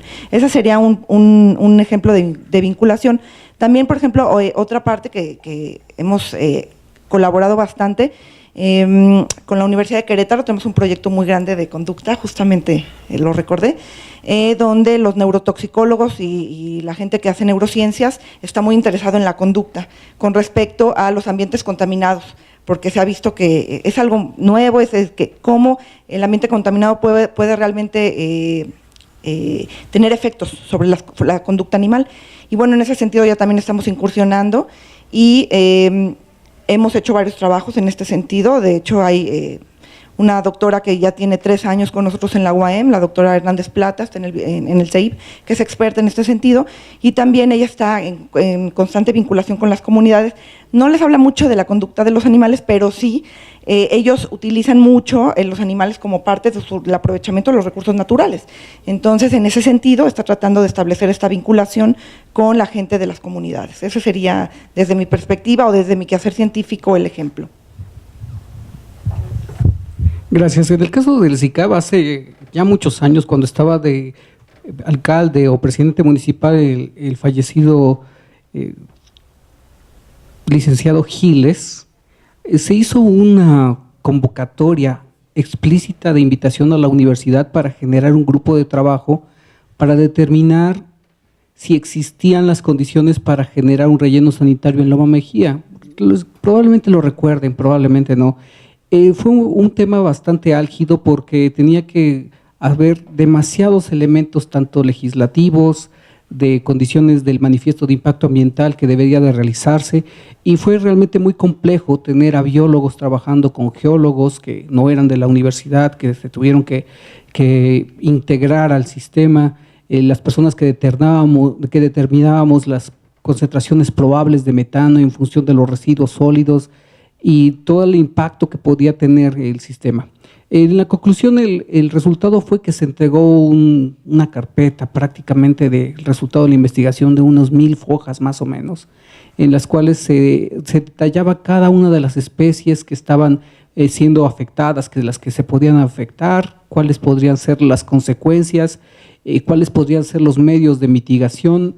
Fue realmente muy complejo el tema y sobre todo en poco tiempo. Fue realmente muy poco tiempo el que se tenía que tener para poder darle una respuesta al alcalde, que estaba en una licitación con bases y que había empresas que estaban interesadas en realizar el proceso.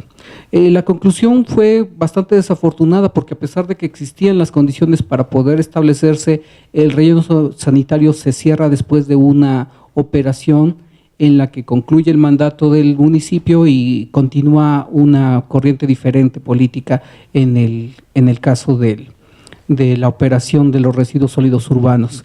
Desafortunadamente esas consecuencias, salud, sí tienen efectos en la sociedad, es decir, a pesar de que la universidad con los expertos da una respuesta, da condiciones para poder realizar de forma segura el proceso, la decisión como tal no depende exclusivamente del contexto científico, sino también de la voluntad política. Creo que ahí es donde tendríamos también que tener cuidado en la que la incidencia social que se pueda tener no depende exclusivamente de cuán buenos sean tus resultados, sino la aplicabilidad o la voluntad de la sociedad para poder tomarlos.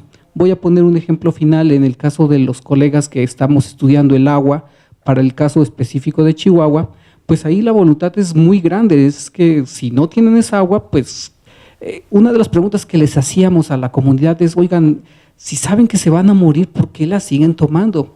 La respuesta fue bastante devastadora, porque nos decían, mira, si no tomo bueno, yo sé que tomando esta agua voy a morirme en 5 años. Y era realmente muy duro el escuchar a las personas decirlo junto con sus niños, era realmente muy, muy, muy complicado. Y decía, pero si no la tomo me muero mañana. Entonces, tienen un problema serio en la cual se ha tenido que articular con varias personas para poder darles las opciones técnicas que se puedan realizar.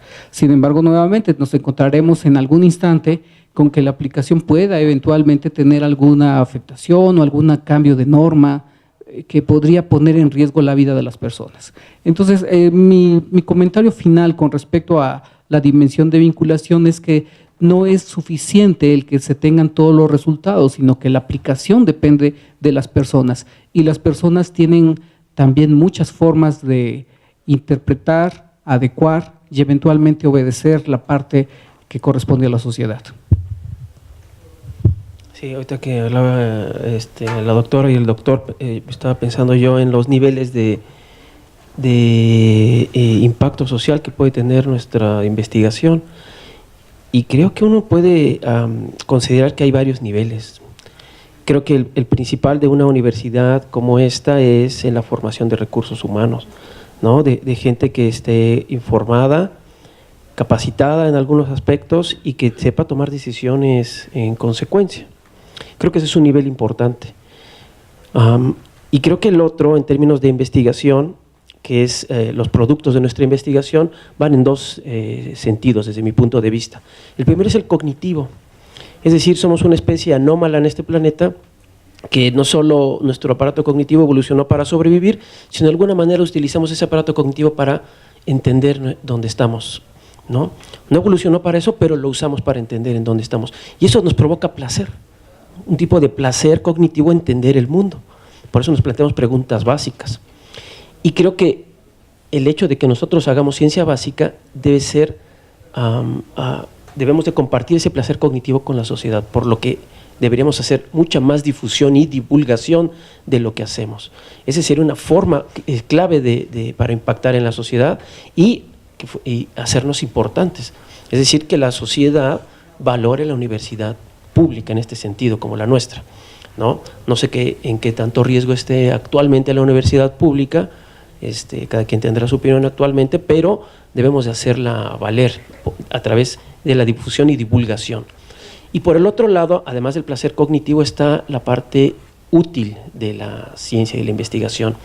Nunca se sabe cuándo algo va a valer la pena para resolver un problema práctico, que es lo que mencionaba yo hace rato. En el caso de nuestro centro, somos un centro joven, tenemos 2 años, vamos a cumplir 2 años, de hecho vamos a presentar nuestro segundo informe de actividades, y justamente uno de nuestros intereses, a pesar de que hacemos ciencia muy, muy básica, es justamente vincularnos con la sociedad. Y como les mencionaba, de alguna manera estamos buscando hacer proyectos y formar estudiantes que realicen proyectos de tesis aplicados, hasta cierto punto aplicados o aplicables, con un potencial aplicable. Y creo que eso es fundamental. Yo no creo que la sociedad deba de venir a buscar aquí lo valioso que es la universidad, si nosotros debemos de decirle a la sociedad por qué es valiosa una universidad y que tenga centros de investigación cuyos recursos vienen justamente de la sociedad, ¿no? Tenemos que justificar aquí nuestra existencia y que valga la pena para toda la sociedad. Entonces creo que en ese sentido nuestra misión es doble, ¿no? Producir cosas que sí impactan en la sociedad y difundir lo que hacemos. Gracias. No sé si hay alguna pregunta por parte del público antes de concluir con esta mesa de conversatorio. Sí. Yo, solo un par de comentarios. Claro. Uno iría en el sentido de, comentaban esta parte de que uno qué puede hacer para conocer al colega, las líneas de investigación que se generan o los cuerpos académicos. Si mal no recuerdo, hace un par de años, más o menos. ¿Hace un par de años? Ya. Hace un par de años se publicó un libro sobre cuerpos académicos de la UAM. Y ahí vienen las líneas de investigación, vienen los investigadores y qué se está cultivando. Entonces yo creo que también, eso también nos corresponde a nosotros, ¿no? O sea, ya está la información. Pues ¿qué hay que hacer? Si de plano ya no lo leemos, pues ya perdimos. Y otra, creo que tenemos que pedir que se actualice, porque hay una gran cantidad de nuevos cuerpos académicos, otros se desintegran, otros se van cambiando, porque es dinámico y eso es lo bonito de los cuerpos académicos, ¿no? Que puedes hoy estar en un cuerpo académico, mañana puedes estar en otro totalmente diferente y depende de la evolución de tu línea de investigación. Y eso se me hace como muy enriquecedor. Por otro lado, quería comentarle con respecto a la difusión de la investigación, y es lo que nos hace falta muchas veces también, que los alumnos sean mucho más reflexivos.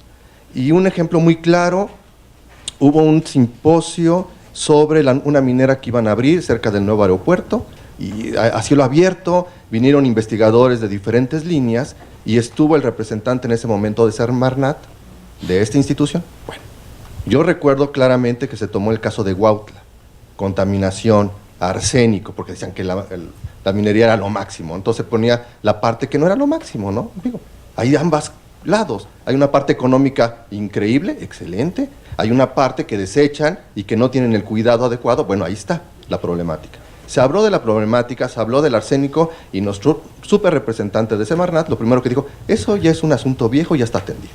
O sea, ¿cómo puede ser que alguien de esta universidad, teniendo la información, lo niegue? Entonces yo creo que vale la pena siempre tener como esta parte reflexiva del alumno, de los propios investigadores, de qué tanto creer, ¿no? Y creo que eso también nos corresponde a nosotros ir formando, ¿no? A estos alumnos que tomen la información de cómo viene, y eso tiene que ver también qué transmitimos nosotros a las comunidades, porque luego creen que nosotros les vamos a salvar la vida. De repente hace ciencia básica y dice, ¿sabes qué? Yo estoy haciendo un proyecto de conducta y estoy encontrando esta parte y yo sé que puede mejorar. Dame la información. Pero quieres que tú se lo resuelvas y tú no eres el medio, perdón, pero para eso se necesita otra serie de instancias que a lo mejor los puede cobijar la propia universidad, pero nosotros no somos la instancia. Entonces yo creo que también al propio alumno, dentro de cada investigación, saber los alcances que puedes llegar a tener, ¿no? Y entonces yo esa parte creo que también sería importante reflexionar. Gracias. Sí. Hola, buenas tardes. Muchas gracias por todo lo que han compartido. Mi pregunta es la siguiente: ¿qué ha implicado para ustedes formar a sus estudiantes en la investigación inter o transdisciplinar? ¿Qué retos ha tenido? Comentaba hace rato una doctora que a veces se forma con un enfoque disciplinar. ¿Qué retos tiene para ustedes abrir la mente de sus estudiantes? Gracias. Participaciones, sí. Y ahorita, bueno, no es pregunta, más bien un poco de antecedente a la participación del compañero, porque por coincidencia estoy aquí, porque fue a mí quien me tocó derivado de un proceso de investigación de tesis de licenciatura, identificar el arsénico en 1991 en Quilamula y Huautla, aunque en Quilamula era mayor que en Huautla. Y me parece que, y bueno, yo he proporcionado este dato, esta tesis, y me parece que la siguen utilizando. Y yo creo que aquí sí sería una invitación a que se hagan nuevos estudios, porque hasta la información que yo obtuve no pude ver la procedencia directamente de algún derivado de la mina, sino más bien era parte ya de la estructura geológica, ya del suelo. Entonces yo creo que aquí la invitación sería que se hagan estos nuevos estudios. Ya mi tesis fue de 1991, donde se identificó el arsénico, pero no era por la mina, sino por las características propias naturales del suelo. Y efectivamente, lo que comenta el compañero, ¿qué es lo que yo hice en ese momento? Hablando de esta actitud de los estudiantes, yo estaba elaborando mi tesis de licenciatura y está plasmado y está en el testimonio de la gente. Lo que hice fue venir aquí en ese entonces a la Comisión Estatal del Agua, solicitar que se perforara un pozo lejano, identificado donde no tuviera esta contaminación, y se perforó el pozo, siendo yo estudiante. Entonces yo creo que los estudiantes, como estudiantes, sí podemos gestionar también. Les estoy hablando de 1990, por allá. ¿Va? Gracias. Buenos días. Gabriela Arellano, de la Facultad de Ciencias Agropecuarias.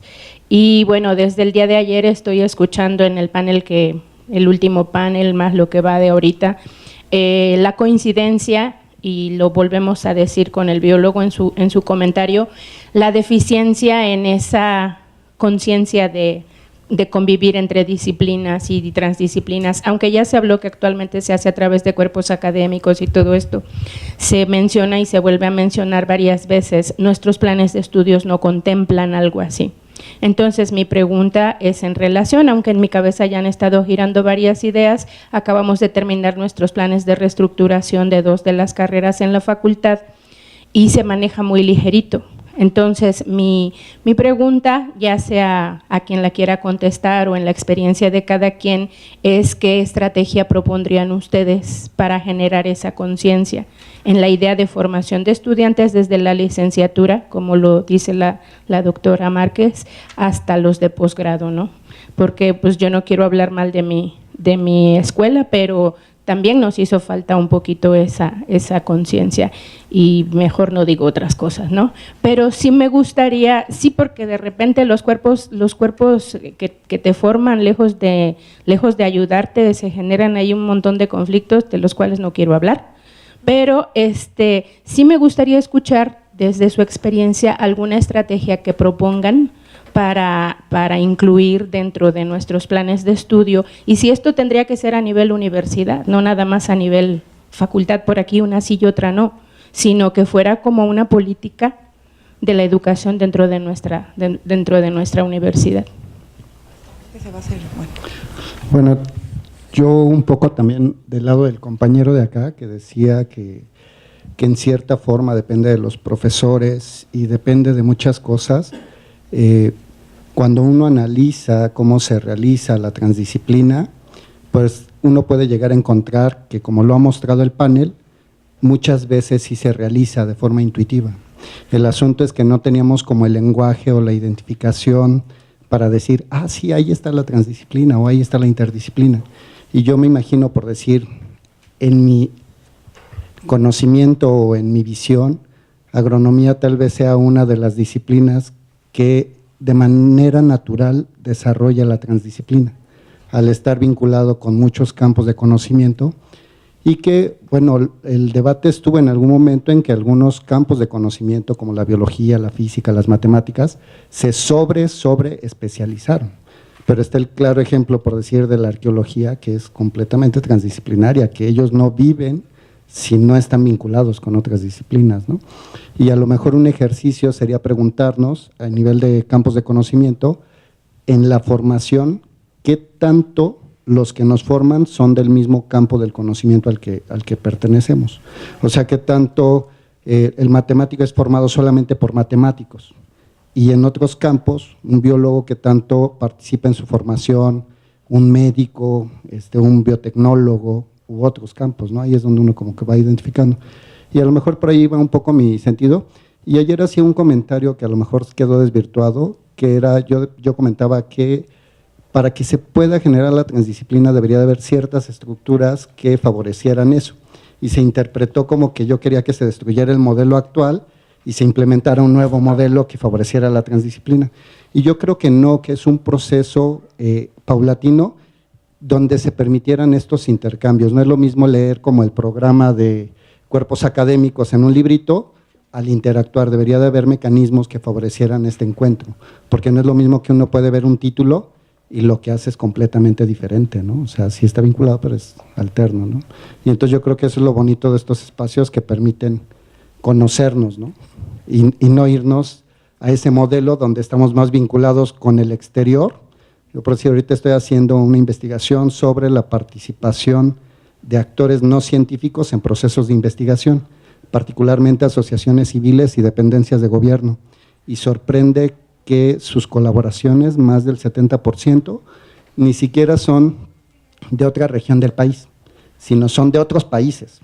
Y entonces decimos, bueno, que en México no hacemos ciencia, y esa es como la conclusión.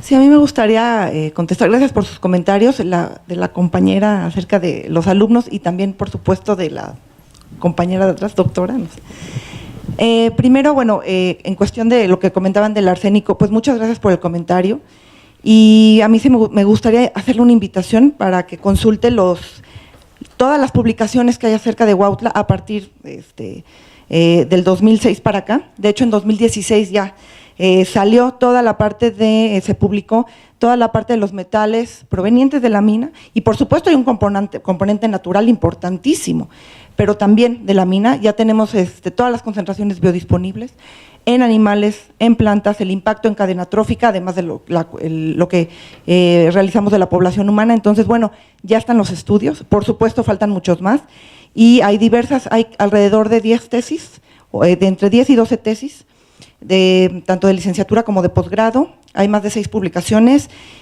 donde se podría consultar ya todo lo que se ha hecho, y justamente toda la labor del Laboratorio de Investigaciones Ambientales en este sentido. Le invito a que lo consulte, porque bueno, ya están actualizados todos estos datos. Y en cuanto a la compañera, sí es un reto con los alumnos, es un reto enorme. Aquí los alumnos no me dejarán mentir, en los seminarios de grupo siempre decimos, por favor integren, traten de integrar lo que escuchan de sus compañeros, lean de diversas disciplinas. Siempre decimos que no podemos entender ni abordar un problema desde un solo punto de vista, y tratamos de decírselo a los alumnos. Yo, por ejemplo, en la clase que doy en la licenciatura, así, simplemente desde el título, cáncer, herencia y ambiente. Es decir, les comento, bueno, ¿cómo les explico yo solita, desde la bioquímica, la biología celular, el impacto ambiental, la parte de química de suelos, cómo llega al individuo, cómo hace un daño, cómo se enferma, la parte médica? Entonces, realmente siempre estoy incitando a los alumnos a que ellos traten de ver todas las aristas de un solo problema. Ha sido muy difícil. Y también ellos dicen, pero ¿cómo quieres que realmente yo sepa de esto y de esto? Bueno, porque así es justamente parte de la formación, y cuando salgas y te enfrentes a estos problemas, lo vas a tener que ver así. Y si quieres ser investigador, te van a obligar a que sea transdisciplinar, interdisciplinar. Entonces, realmente, en un principio sí hay como temor o esta cuestión de no querer hacerlo, o pues obviamente cómo poner a hablar a un alumno en público acerca de distintos temas cuando apenas se está formando es muy difícil, pero siempre al final lo agradecen. Gracias. Sí, para comentar con respecto a la Facultad de Agropecuarias, que son los vecinos naturales de SICAP, ha habido una serie de cursos de capacitación a los profesores de licenciatura, por ejemplo, en el caso del SICAP. Aquí desafortunadamente eso es costoso, el tratar de traer a personas expertas del ámbito para que puedan, independientemente de la formación de los doctores, que tengan los elementos académicos para poder abordar a un chico de licenciatura, es un reto. Definitivamente eso es un reto y es costoso, porque pues cuando estamos hablando ya con un estudiante de posgrado, es decir, el grado ya lo ha obtenido, tenemos ya una materia prima diferente, pero cuando estás en la formación para un colega que va apenas a formarse metodológicamente, tanto la edad como los conocimientos que tienen lo hacen especial y no lo vamos a tratar igual que a un chico de posgrado. Entonces, lo que ha hecho SICA para tratar de armonizar un poco, que no el doctor le empiece a hablar en el lenguaje de pares, sino tenga conciencia de que el estudiante esté en formación, pues ha costado mucho trabajo y traemos a expertos que típicamente evalúen en CIES para poder entender qué es lo que se espera del perfil de un egresado de una licenciatura, en el caso de nosotros en tecnología.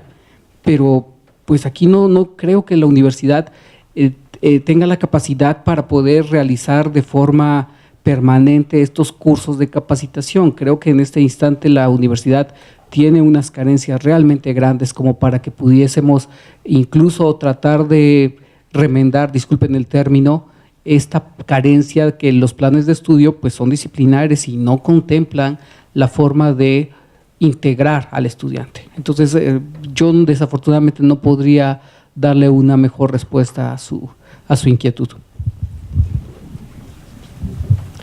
Esa misma pregunta me la hicieron en un foro similar en la Facultad de Psicología al que fui, me invitaron el año pasado, y se me había ocurrido que probablemente los planes de estudio deban incorporar la movilidad estudiantil interna en la universidad. O sea que, por ejemplo, cada semestre se deba de tomar un curso fuera de la propia facultad, por ejemplo, a elección del estudiante o sugerida por su comité tutorial, tutor, etcétera, ¿no? Evidentemente con una perspectiva integradora. Entonces eso sería muy positivo. Por ejemplo, en la UNAM uno puede tomar cursos optativos en diversas dependencias, pero eso es propio, lo pide uno. Normalmente no se exige, pero valdría la pena hacer un piloto, no lo sé, se me ocurre, y ver si eso funciona y mejora la perspectiva interdisciplinar de los propios estudiantes y en su futuro como investigadores. Entonces creo que eso sería valioso. En mi caso particular yo hice eso, siempre me he movido, he estado haciendo, soy muy itinerante, estoy siempre pisando terrenos en otros lados y callos también. Entonces creo que generalmente nace de uno, pero a lo mejor la institución podría fomentarlo, ¿no? de alguna manera. No sé, es lo que se me ocurre, ¿no? Y en cuanto a la formación de alumnos de diversas disciplinas, en nuestro caso es sumamente interesante porque nuestra maestría y doctorado tiene un perfil de ingreso muy amplio.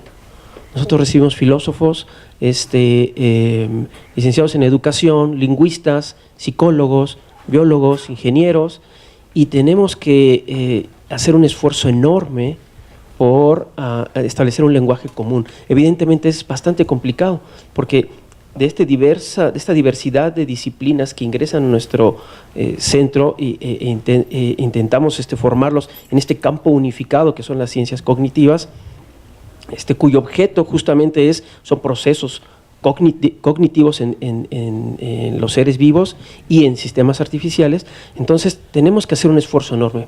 Los cursos que impartimos justamente tenemos que hacer 2 pasos hacia atrás para tomar impulso, ¿no? El curso que doy de neurociencias, imagínense ustedes, a lingüistas, maestros o ingenieros, tenemos que hacer 2 o 3 pasos hacia atrás para que podamos al menos establecer un lenguaje común. Y eso es bastante complejo, pero aún así estamos teniendo éxito con nuestro programa. Tenemos ya 10 generaciones de maestría, la primera de doctorado, y hemos formado gente con un espíritu interdisciplinar fuerte, ¿no? Gente que viene de otras áreas y que luego empieza a meterse en otras. Hemos tenido filósofos que ahora están haciendo sus posgrados en neurociencias, ¿no? Y eso es sumamente interesante, romper esas filas, ese tabú del territorio disciplinar y avanzar. Y lo que uno tiene que hacer es quitarle la vestidura a los chicos cuando llegan, decirles: abandona tu vestidura de psicólogo, por ejemplo, porque aquí ya no eres psicólogo, eres un científico cognitivo, por lo tanto no debes de estar ya desde la perspectiva de psicólogo disciplinar, sino debes de romper esos tabúes y abandonar el defender un estandarte particular de una tribu académica, ¿no? Y eso ha funcionado hasta el momento en nosotros. Qué bien. Bueno, pues no me queda más que agradecer al doctor Germán López, al doctor Rosemiguel Romero y a la doctora Patricia Musali por su participación en este conversatorio. Muchísimas gracias. Démosle un aplauso, por favor.